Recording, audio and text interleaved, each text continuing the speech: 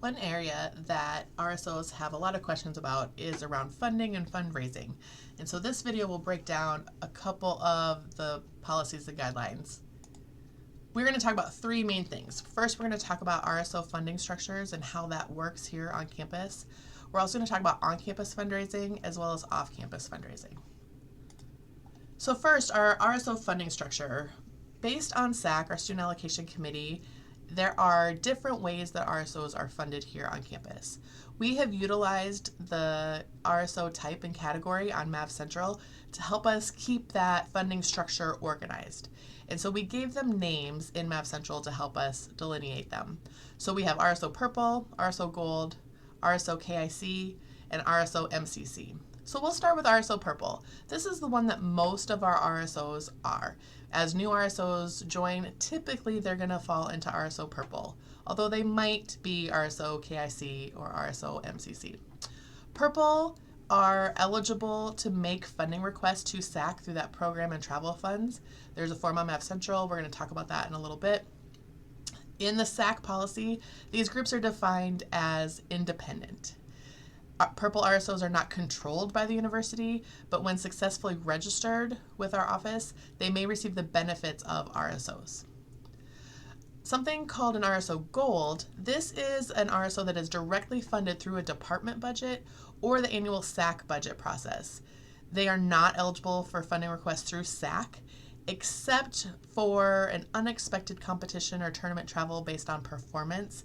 If someone wins a tournament and needs to advance, think sport clubs or debate team, that kind of thing. And then if it elevates the RSO to a higher level of competition, there is a way to be able to secure some funds that are not already in this process. But gold RSOs are under the direction of a university department. In some cases, they may be a department. They have a designated advisor who shares decision-making authority with the students, where RSOs have much more, RSO Purple has much more independence in their decision-making authority. An RSO KIC is a group that is funded through the Kearney International Center, and so they are not eligible for additional requests from SAC. They are defined by SAC as indirectly funded RSOs.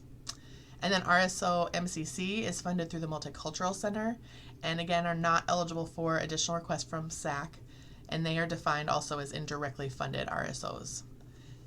And this is just a structure to help us keep things straight and know where to send people when they're asking money questions. So what are the funding sources based on these? So if you are in the RSO Gold category, you should work with your designated advisor or advisors who share your decision-making authority with you. And so you should know who those advisors are. If not, Mav Central is the place to find out who they are.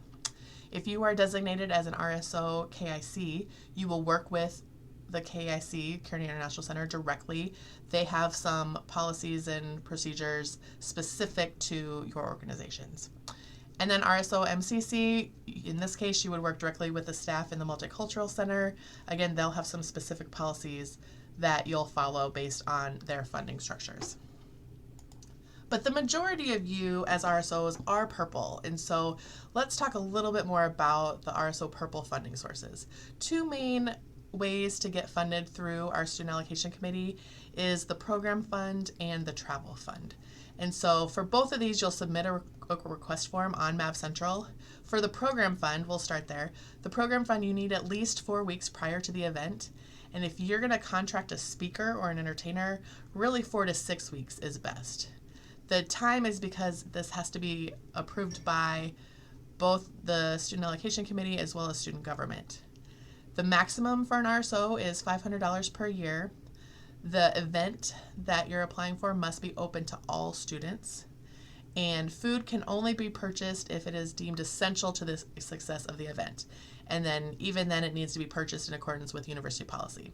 So there's a limit on reception snacks, refreshments, and it must go through university catering. So an RSO could apply for more than one program fund request. The maximum for the year is just $500. And then the Travel Fund is similar, that it is a form on Mav Central. Really 2 weeks prior is probably going to be good enough. If you can get it in earlier, that's always good. It always helps in case there's a break or something in the schedule. The maximum is $100 per student, and then that's up to $2,000 per RSO every year. It cannot be used for meals. It may be used for travel costs, which are vehicle rentals, gas receipts, bus fare, airfare, parking, things like that. It can also help with registration fees or lodging costs. The recipients of the travel fund, they have to be enrolled here at MSU Mankato. And then once approved, really for both of these, once approved, you'll have instructions from Teresa and SAC, and you'll want to follow those really closely. So on-campus fundraising. On-campus fundraising has to be approved through university scheduling. They're in 219. There is a form on our website, you can also find it on Map Central, that needs to be completed at least 5 business days prior to the fundraiser. Earlier is always better. You'll reserve the space, and then after the space is confirmed, then you can complete the form. RSOs can hold fundraising events up to 3 times per semester. And then if you have items or food or different services being sold as part of the RSO fundraising, it must be abided by university policy. So you'll want to check out what's happening with food or branding items, that kind of thing. If you do fail to submit the request in a timely manner, we might have to cancel the event because we need to have everything in place before the event can happen. Now, off-campus fundraising is a little bit different, and you have a little more freedom with off-campus fundraising, but we do get questions in our office about that, and so we do still have a form that we want you to fill out. And again, we request that you do that 5 business days prior to the fundraiser, and we want to just help you make sure that you're going to have a successful event and that you're not breaking any rules or policies or laws since you'll be off-campus.